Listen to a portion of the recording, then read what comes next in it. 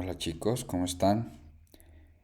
Bien, vamos a continuar con nuestro curso de angiotomografía, comenzando con la angiotc cerebral, que obviamente se trata de la valoración vascular del sistema nervioso central, específicamente del cerebro. Vamos a comenzar. Bien, primero vamos a comenzar con un recuento anatómico de lo que conlleva la irrigación en el cerebro y que está dado por el polígono de Willis, el cual recibe el suministro de la circulación mayor a través de las arterias carótidas internas y de las arterias vertebrales. El polígono de Willis, que nosotros estamos viendo en pantalla, básicamente tiene la irrigación de la carótida interna por donde va a llegar y se va a distribuir en todo el polígono que nosotros estamos viendo. Tomando en cuenta las arterias principales del polígono de Willis, tenemos la arteria cerebral anterior, la cual tenemos tanto al lado derecho como izquierdo. La arteria cerebral media, que también va a estar después de la conexión con la carótida interna, como nosotros podemos ver en este momento. Se va a formar un puente entre la arteria carótida anterior, tanto derecha como izquierda, que será la arteria comunicante anterior. ¿Sí?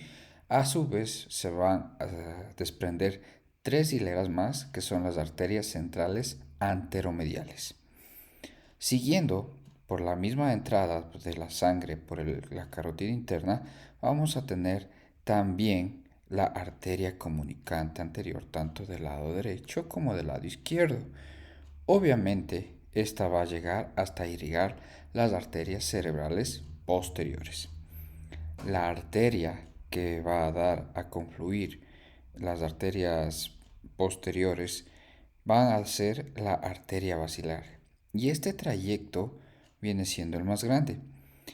A la final va a terminar dándonos las arterias de la fase cerebelosa inferior posterior, al igual que la arteria vertebral.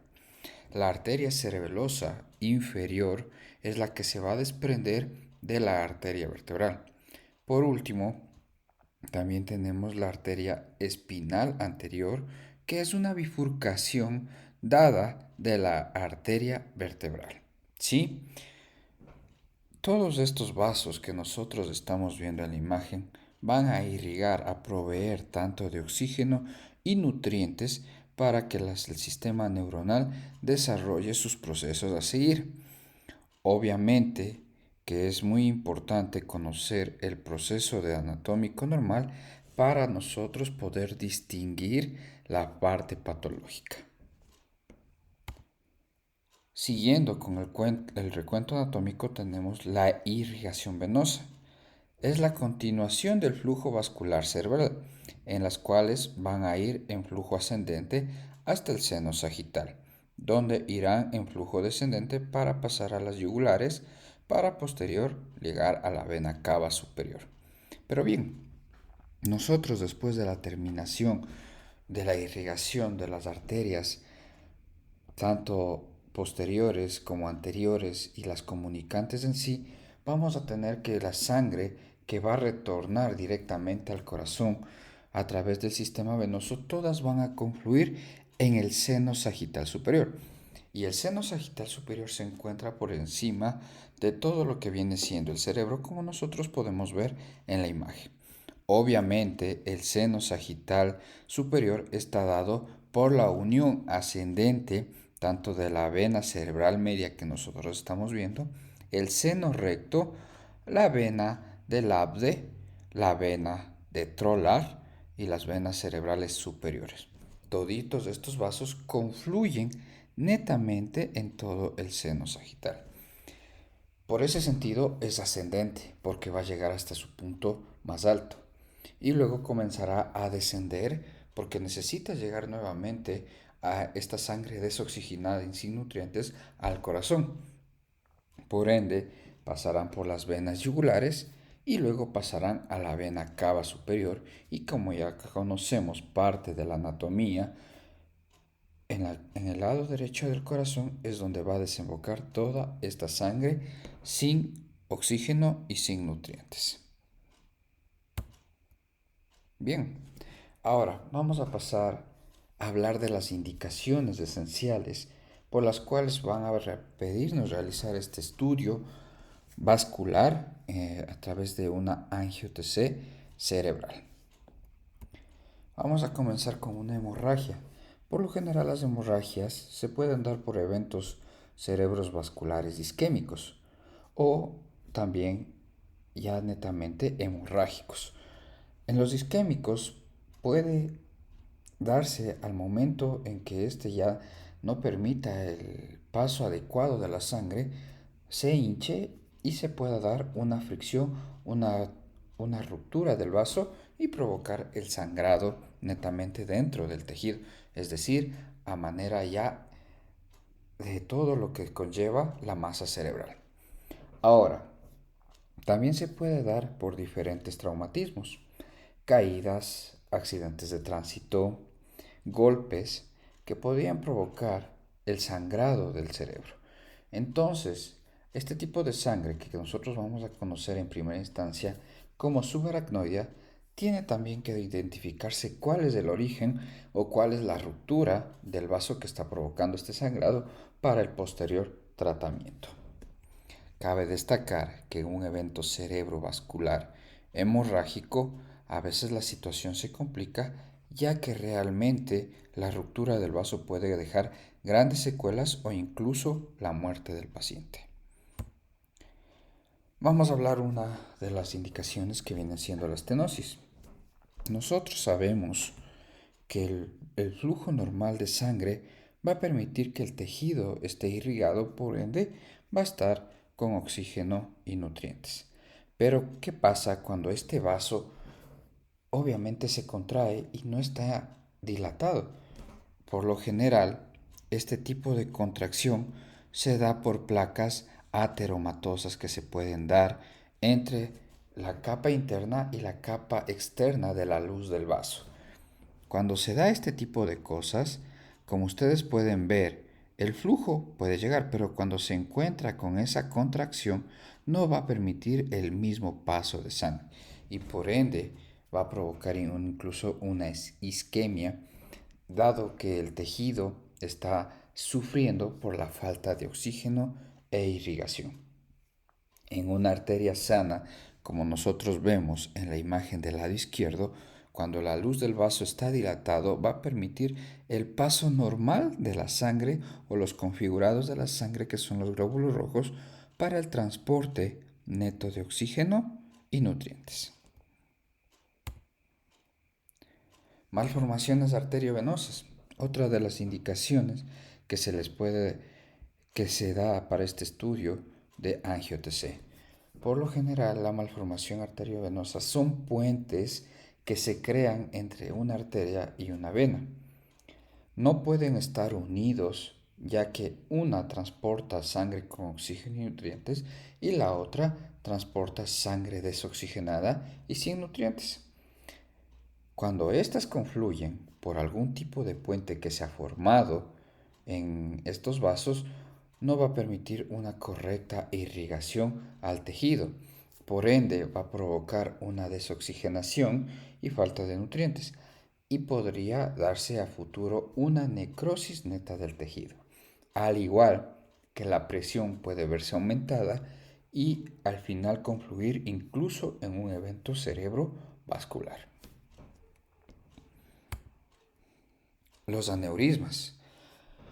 Otra de las indicaciones principales en una angio-TC cerebral puede darse la formación de aneurismas y más que todo es el ensanchamiento del vaso o la dilatación de todo el vaso porque realmente ha perdido la fuerza de la luz en la cavidad del vaso y por ende se forman un tipo de sáculos por acumulación de la presión con la que va a ingresar la sangre. Cuando se da este tipo de problemas, el riesgo es que estos sáculos de formación por la debilidad de la luz del vaso podría provocar una explosión y por ende podría provocar un sangrado que a la final dejaría que el tejido deje de recibir su suministro neto de nutrientes y oxígeno. Y cuando se da ese tipo de cosas, pues obviamente el tejido muere y posiblemente ya dándose en un órgano tan vital como es el cerebro, podría provocar la muerte del paciente. Bien,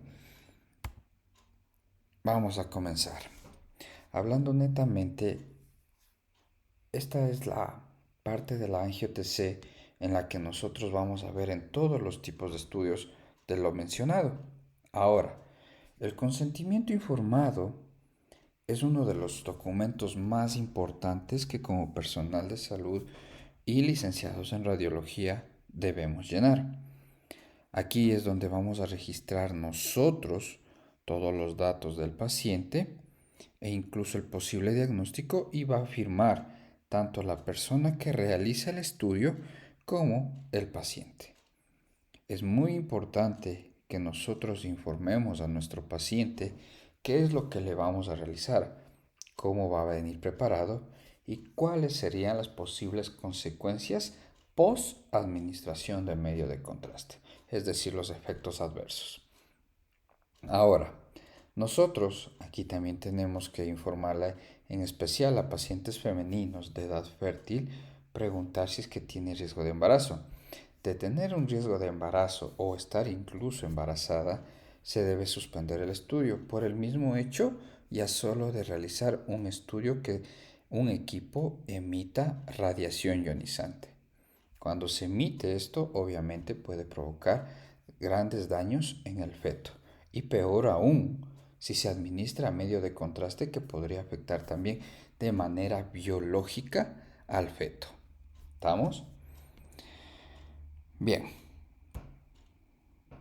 ahora, en la preparación del paciente, como ya lo habíamos visto en la anterior presentación, nosotros debemos pedir tanto el examen de creatinina y también el ayuno correspondiente entre 4 y 6 horas.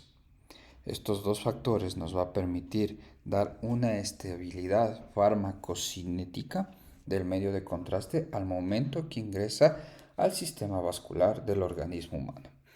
Pero también hay factores muy dependientes del paciente para que nuestro estudio salga lo más valorable posible. En esto viene el gasto cardíaco, el peso, acceso vascular, la edad y género. En el gasto cardíaco, nosotros debemos tener en lo ideal una pulsación por minuto alrededor de 60 a 65. Un peso ideal, es decir, que no llegue a una obesidad mórbida, porque nosotros necesitaríamos ingreso de más volumen de contraste, al igual que un caudal superior para que se pueda valorar netamente el flujo vascular, en este caso del polígono de Willis. El acceso venoso es muy importante. Eso siempre se va a recomendar que el catlón número 18 o a lo mucho número 20 sea canalizado en el pliegue del codo, es decir, en la vena humeral o en la vena braquial. En ese sentido, vamos a tener una posibilidad de mandar un caudal o una velocidad con el inyector de contraste para poder nosotros obtener una imagen de alta calidad y valoración del flujo sanguíneo. La edad y género. No es lo mismo realizar a un paciente joven que realizar a un paciente ya de avanzada edad del estudio, por el mismo hecho del flujo venoso, por el mismo hecho de los diferentes factores con el decaimiento de la edad, es decir, factores ya netamente biológicos y netos acordes a la edad, que podrían provocar un retraso del flujo del medio de contraste, como por ejemplo cuando encontramos calcificaciones de ciertos vasos y que esas calcificaciones no van a permitir el paso vascular como lo permitiría el paso vascular de un paciente joven. En un paciente joven no se van a presentar, por ejemplo, esas calcificaciones o, e incluso el mismo gasto cardíaco va a ser muy diferente. Con todos estos factores, nosotros tenemos que ver tanto el volumen, la velocidad y la presión con la que voy a enviar la inyección a través del medio de contraste. Bien, una vez que nosotros ya hemos cumplido con todo lo demás, ahora sí tenemos que pasar a realizar nuestro estudio en sí. Este protocolo es el que he venido diseñando y prácticamente realizando ya por más de unos 5 años, el cual me ha dado excelentes resultados y es lo que les quiero compartir en este curso. Bien, comencemos. Vamos a comenzar obviamente con lo básico, que después de registrar a mi paciente, tengo que obviamente posicionarlo. El paciente va a encontrarse en decúbito supino, la cabeza es la que va a ingresar primero, es decir, el estudio va a ser cráneo caudal. Tenemos que tomar las líneas de referencia, que la línea axial tiene que estar por 2 centímetros encima del vértex o llegando a la calota. El plano sagital va a tener que pasar por la línea media sagital o a través del nacio como punto de referencia para la línea sagital. Y la coronal, siguiendo el trayecto de la sutura coronal o a su vez a nivel del conducto auditivo externo. ¿Sí? Esto nos va a permitir que la cabeza de mi paciente y la región anatómica en explorar en sí esté en el isocentro del gantry, lo cual me va a permitir también disminuir ruido de imagen. Seguido de eso, voy a comenzar a realizar mi topograma. Mi topograma que obviamente me va a permitir tener mi FOV y la matriz que voy a adquirir del estudio. Pero bien, este topograma o escanograma, como ustedes lo ven aquí descrito en la tabla, puede ser en AP o lateral. Por lo general, la mayoría de estudios de cráneo se deben realizar con un escanograma lateral, pero si los equipos, como por ejemplo el de General Electric, les permite tener dos tipos de topograma tanto en AP y lateral, pues que mejor tienen una mejor ubicación de la región anatómica a explorar. ¿Sí? Bien, una vez ubicado, nosotros tenemos una adquisición helicoidal, un kilovoltaje y un miliamperaje segundo, el primero que va a ser de 120 y el segundo de 250. Estos factores se mantienen tanto para estudio simple, el estudio de angio en sí y el estudio de retorno venoso. El tiempo de rotación del tubo, por lo general, podría ser de 0.5 segundos o bueno, 0.5 milisegundos. Aquí quiero hacer un pequeño paréntesis hablando que esto es lo que me permiten realizar equipos de 64 filas de detectores. Pero por ejemplo, en equipos con hileras de 120 en adelante, podrían permitirles llegar incluso hasta 0,2 o 0,33 milisegundos. Es muchísimo más rápido.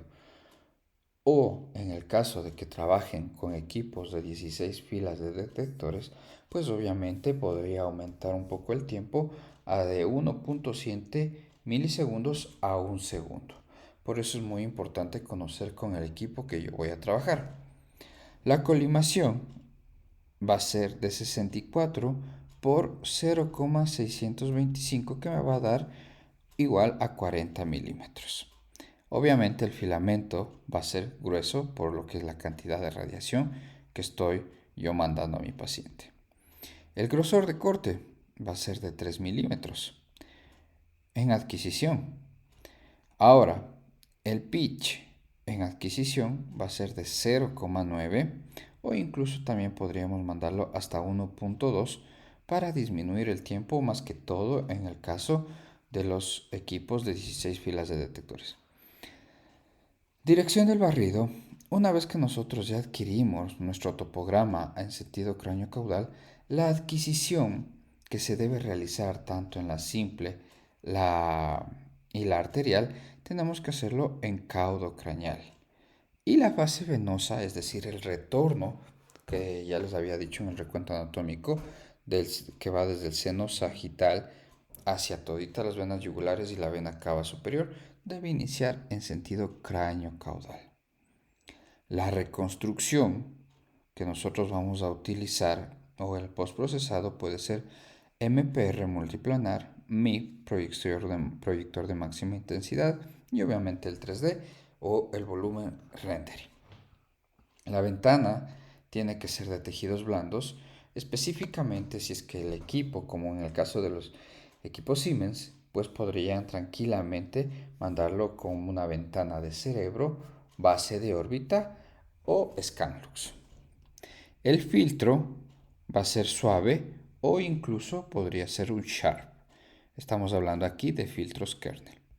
Fases de adquisición, pues simple, arterial y venoso.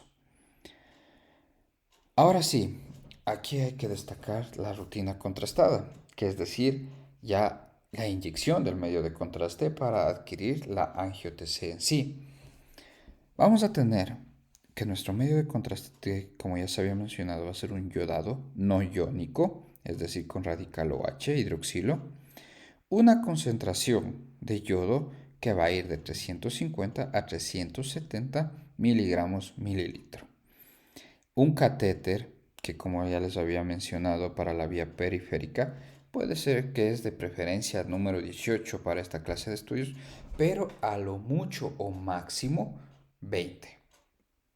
Caudal de inyección en fase que de angio, nosotros vamos a mandar a 4.5 mililitros segundo.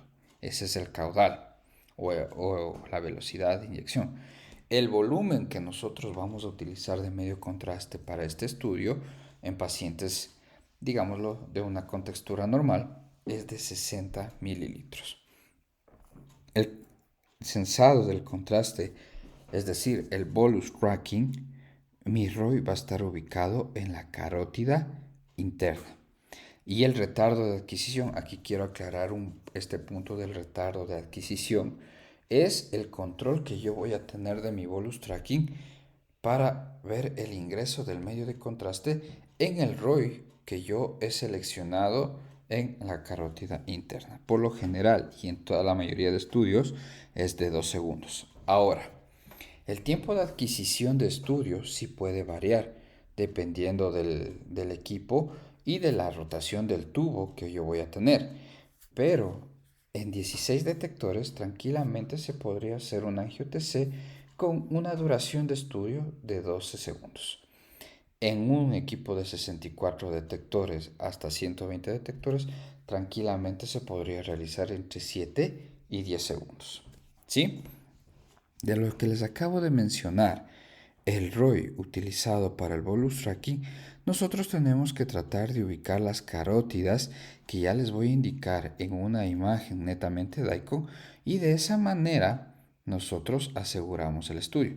Pero aquí hay una discusión que se ha entrado entre los licenciados de radiología en la cual se menciona que no es muy confiable la utilización del ROI en la carótida interna. ¿Por qué? La carótida interna, a pesar de que es una arteria, es un vaso con una luz muy pequeña, a diferencia de la vena yugular, que obviamente la luz de ese vaso es mucho más grande. En ese caso, se ha mencionado que no es factible confiarse si es que yo quiero valorar el flujo netamente y por ende a veces el ROI toca ubicarlo fuera de la imagen y más bien yo voy controlando con el control del bolus tracking que se va a dar cada 2 segundos una imagen, pues el paso del contraste por la arteria y dar el rayo yo de manera manual. ¿Sí? No se olviden que el bolus tracking es un sensado de unidades Hounsfield a través de un ROI y por lo cual el equipo va a dispararse automáticamente cuando el medio de contraste haya llegado a ese vaso. En este caso, y como les mencioné, podríamos utilizar un ROI por fuera de la imagen solo para utilizar el control de un retardo de 2 segundos una imagen para ir controlando el paso del contraste y dar el rayo de forma manual.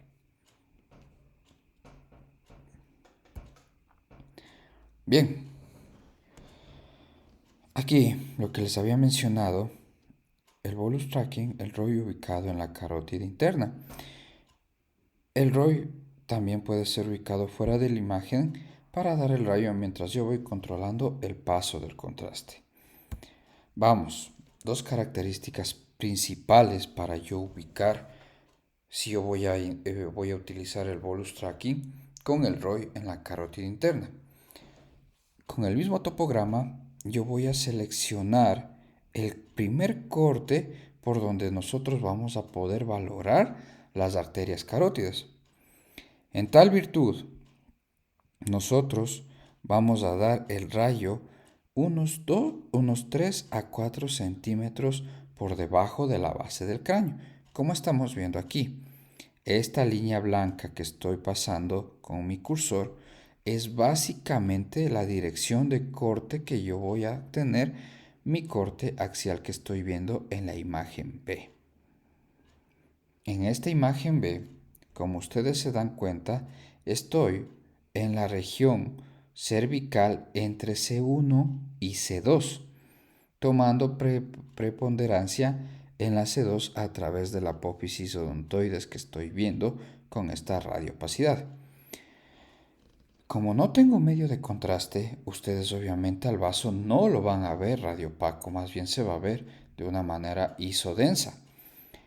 Y una forma de ubicarlo de una manera más sencilla las carótidas internas, porque son vasos, como ya les había explicado, pequeños, es que yo me puedo basar en los cóndilos netamente del atlas, es decir, de C1. Y miren, aquí si ven esta pequeña circunferencia isodensa, viene siendo la carótida interna en mi lado izquierdo. O acá al lado derecho, como ustedes pueden ver, se ve un poco más pegada hacia la parte del tejido muscular. Entonces, estos vasitos son los donde nosotros vamos a ubicar nuestro ROI para censar las unidades Hansfield a seleccionar. Pero, aquí vienen los peros. Nosotros tranquilamente podemos ubicar el ROI también en la carótida interna como externa. En la número 1 y número 2 estamos hablando netamente ya de la carótida interna. Podemos nosotros ubicar nuestro ROI tal como ustedes lo ven, ¿sí? Sea al lado derecho o al lado izquierdo, no es que van a ubicar netamente dos ROIs, solo es necesario uno y ustedes son los que prácticamente al momento de realizar el estudio con su mejor ubicación, pues obviamente darán el ROI a seleccionar. O como en el caso del número 3, también podría ser en la carótida externa, lo cual en la parte ya netamente experimental o práctica o ya netamente de selección, pues no es muy confiable tampoco por el mismo hecho que la carótida externa no va a llegar al polígono de Willis. ¿Sí? Esa es la primera circunstancia. La segunda circunstancia es que al igual que la carótida interna, no es que tiene una luz de vaso muy grande. Por ende, a veces podría incluso hacer que se nos pase el tiempo de contraste en la fase de angio, es decir, en la fase arterial de lo que yo quiero visualizar, y no tendría un estudio netamente de angiotese cerebral, sino podría parecerse más bien un cerebro simple y contrastado.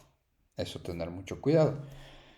Como les había dicho, la segunda opción es que nosotros ubiquemos un ROI circular, imaginemos que este color rojo esté por fuera de la imagen, digamos por donde estoy señalando con mi cursor.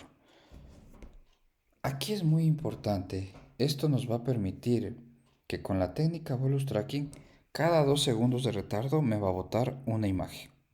2 segundos, una imagen. 2 segundos, otra imagen.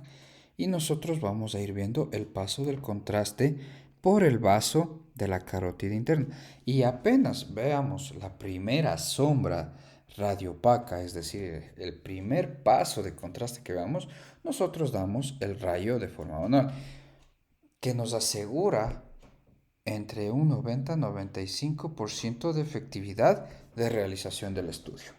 Y eso es muy importante para que nosotros tomemos en cuenta y que de alguna manera nos permita obtener estudios de calidad para el siguiente postprocesado.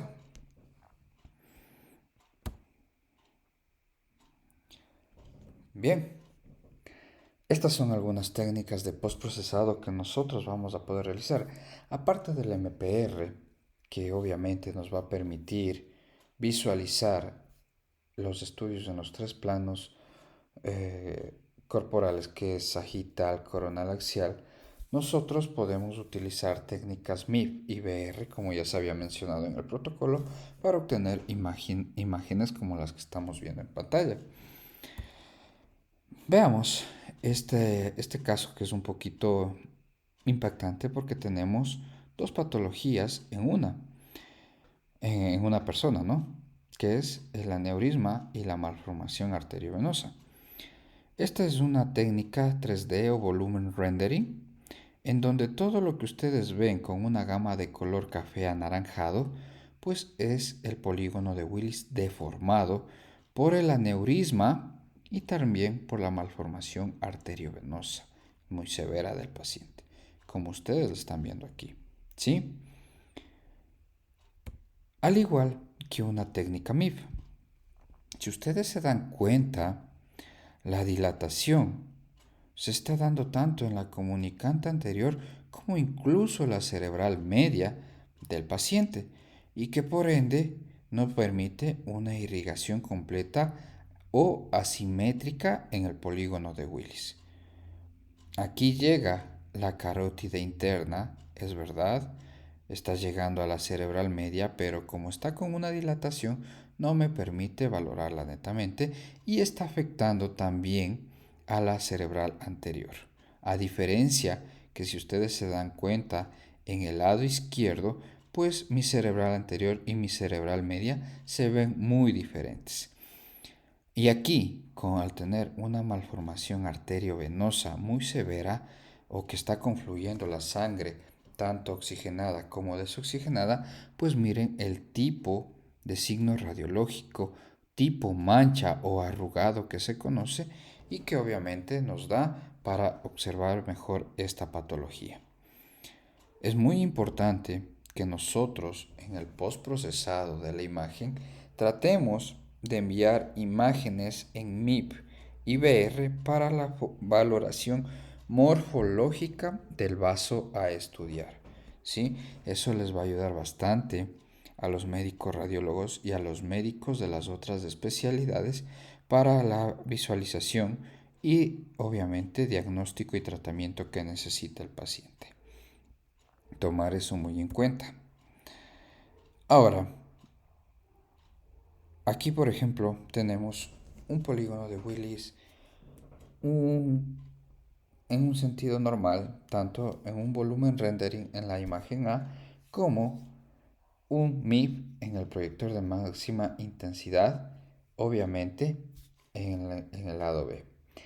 Si se dan cuenta la diferencia de la imagen que teníamos anterior, aquí tanto las arterias cerebral anterior, media, la cerebral posterior y comunicante posterior, pues se encuentran en un estado perfecto que no presenta una dilatación y tampoco está presentando alguna formación de puente que podría darme algún problema de una malformación arteriovenosa.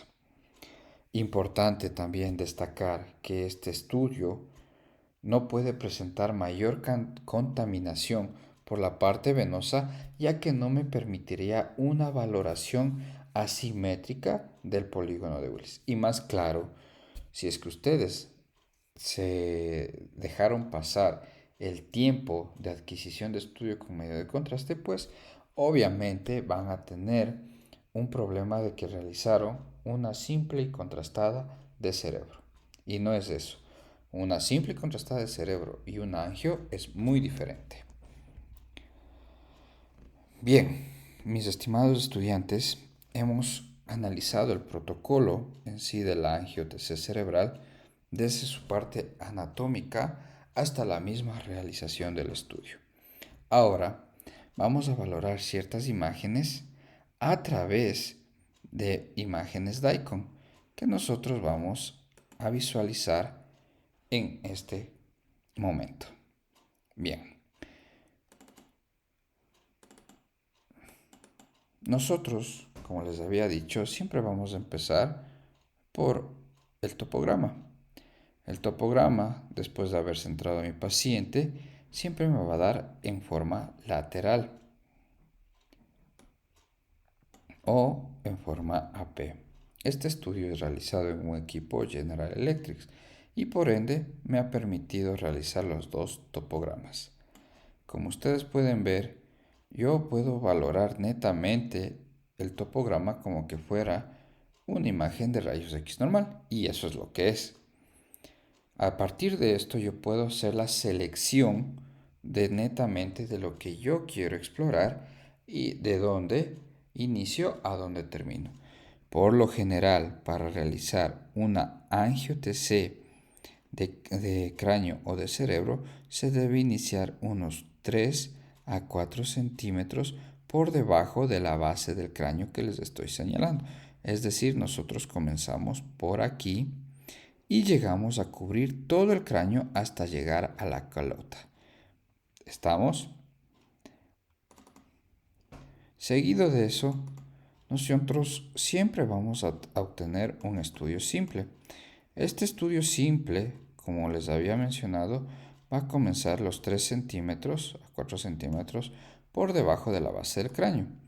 La base del cráneo tienen que tomar referencia siempre las cervicales tanto C2 como la C1. No se olviden que el atlas en sí no tiene un cuerpo vertebral. Presenta ciertas concavidades que va a permitir la articulación atlanto-occipital a través de los cóndilos occipitales para obviamente tener un movimiento del cuello tanto del lado derecho como del lado izquierdo o en cualquier movimiento que yo desee realizarlo. De la cabeza. Bien, vamos nosotros a seguir totalmente hacia arriba, pues obviamente nosotros vamos a valorar en un estudio simple todo nuestro parénquima cerebral. Y como ustedes se dan cuenta, pues no tengo ninguna radioopacidad, es decir, no estoy todavía realizando ningún estudio contrastado. Este paciente, que es pediátrico, se le realiza el estudio porque aquí está en la parte del lóbulo frontal está presentando una hipodensidad. Esta hipodensidad que ustedes están viendo y que les estoy marcando prácticamente se da por un tejido ya necrosado o un tejido que podría estar sufriendo una isquemia. Por ende, entonces necesita la valoración angiográfica o de angiotc cerebral para ver si es que está llegando vascularidad a esta parte. ¿Sí? Bien. Y que miren, por ejemplo, sigue afectando hasta llegar casi a la terminación final de todo lo que nosotros conocemos como la masa cerebral hasta llegar a la calota. ¿Sí? Bien. Esta como primera instancia antes de administrar el medio de contraste. Ahora, vamos a visualizar, pero perdón, quería indicarles algo importante. Una vez que yo he realizado mi estudio netamente simple, como ustedes lo pueden visualizar una y otra vez, les había mencionado que nosotros en el bolus tracking tenemos que utilizar netamente los vasos de la carótida interna o externa. Y aquí si se dan cuenta, incluso cuando nosotros se presenta un tipo de artefacto, sea por la hélice mismo o por alguna falla de los detectores, como en este caso tenemos un artefacto de destello de luz, que realmente no está provocado por un artefacto metálico que tenga el paciente, sino que más bien parece un defecto del detector. Pero aún así, si ustedes desean ubicar la carótida interna, pues miren, aquí tengo mi vaso isodenso.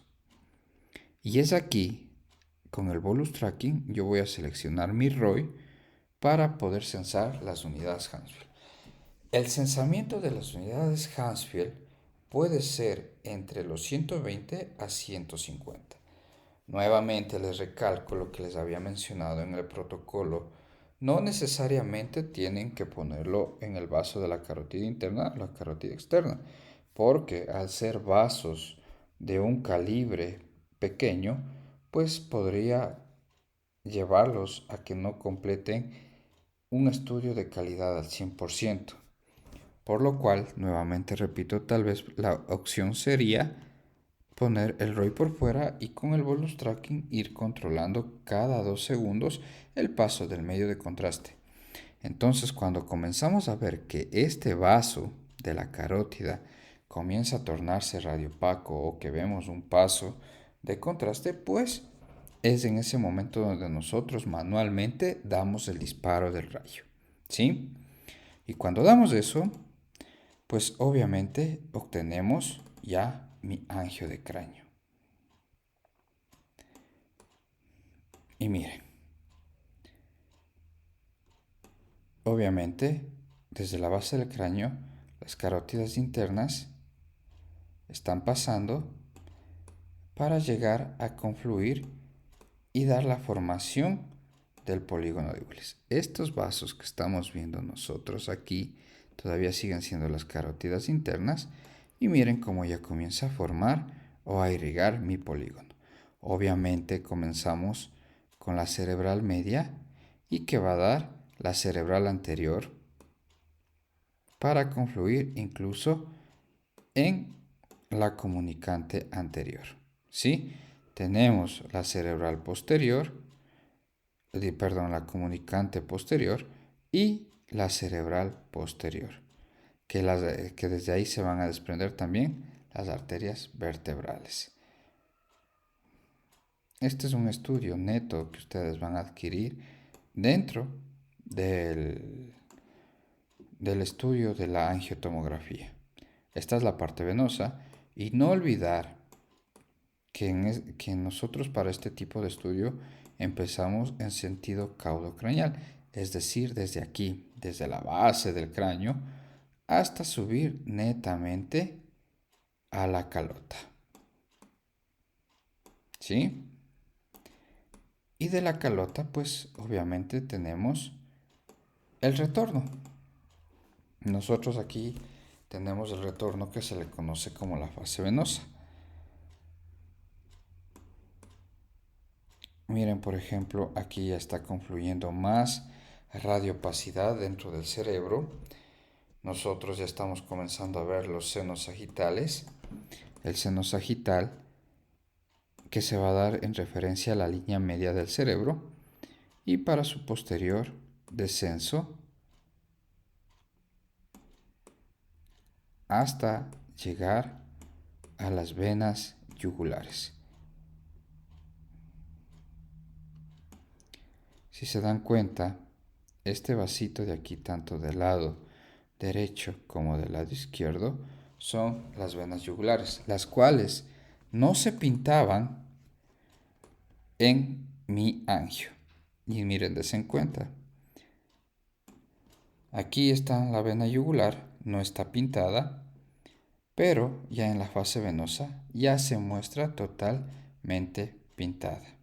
Y eso es lo interesante de esto, que nosotros, si al momento que hacemos netamente angio, vemos pintada la vena yugular, significa que ustedes se jalaron el estudio. ¿Sí? Importante, quiero recalcar que a pesar de que esta ya es una fase de retorno venoso, no significa que se va a dejar de ver el polígono de Willis. Se va a seguir reflejando. Eso es una parte muy importante. Pero incluso miren cómo ya presenta en la fase venosa mayor irrigación, a diferencia de la parte de angio que no presenta toda la irrigación de los senos venosos que ya acabamos de ver. ¿Sí? Bien. Ahora, nosotros podemos ya, después de haber realizado el estudio, hacer un postprocesado donde me permita valorar netamente el polígono de Willis. Y miren, este es el trabajo final. Nosotros vamos a poder, obviamente, habrán equipos que tengan aplicativos como supresor de hueso, supresor metálicos que permitirán que ustedes solo puedan sacar el vaso y que no quede nada de lo otro que pueda interponer en la anatomía o morfología del vaso en sí. Aquí, cuando nosotros realizamos, y esta es la función importante de la 3D, es netamente valorar la estructura morfológica del vaso que yo estoy seleccionando.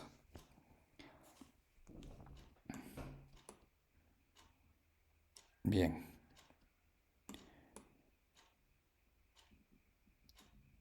esto es lo que ustedes van a realizar, obviamente, en los equipos de tomografía y que les permitirá la valoración neta. A veces, cuando utilizamos los aplicativos, como el paso del medio de contraste va a tener una intensidad o una atenuación de densidades entre 300 a 400 unidades Hounsfield y utilizo el aplicativo de supresor de hueso, puede darme esta clase de artefacto como ustedes están viendo aquí. ¿Sí? Esta parte que estamos netamente por la parte de la cerebral posterior, pues se va a denotar incluso también en estos vasos que van a bifurcar desde la arteria vertebral. Y obviamente pareciera que estuviera faltando recortar algo. Y es por el mismo hecho que estas partes pueden ser que tengan las mismas unidades Hounsfield del paso del medio de contraste. Aquí, si se dan cuenta, la imagen me ha permitido valorar netamente el polígono de Willis en diferentes direcciones y todo eso ustedes lo van a ir captando. Importante, miren cómo la carótida va a ir llegando hacia el polígono de Willis, incluido desde la parte de la carótida primitiva y que va a confluir en la carótida interna para llegar al polígono. La carótida externa, por otro lado, miren cómo se desvía y más que todo se va a dar irrigación a las partes de los vasos del cuero cabelludo.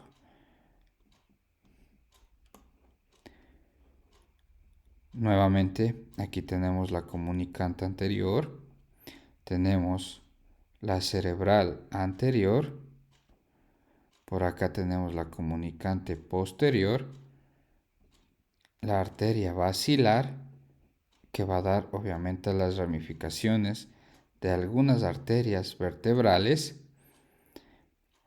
y en sí todo esto viene siendo mi estudio. Ahora, este estudio no solo está captado para la angio-TC del polígono de Willis que estamos valorando, también está con las carótidas del cuello. Y eso sí se puede realizar. Esto es algo que sí podemos nosotros hacer. Claro que por lo general cuando se trata de obtener un estudio que va incluso desde el callado de la aorta hasta el polígono de Willis, pues necesitamos un equipo a partir de 64 detectores en adelante para poder tener una reducción del tiempo de rotación de tubo en un posible de 0.5 milisegundos. Bien, mis estimados estudiantes, espero que les haya servido la clase que hemos impartido el día de hoy. Y bueno, ya estaremos hablando de las siguientes angio-TC y sus protocolos y cómo se pueden visualizar las imágenes. Me quiero despedir y pues bueno, revisen el video las veces que ustedes necesiten. El sábado tendremos nuestra clase de aclaración de dudas en vivo Y pues por Telegram ustedes me podrán consultar cualquier situación que tengan con referente a los temas vistos. Sin más que decir, me despido y que les tengan una semana llena de éxitos.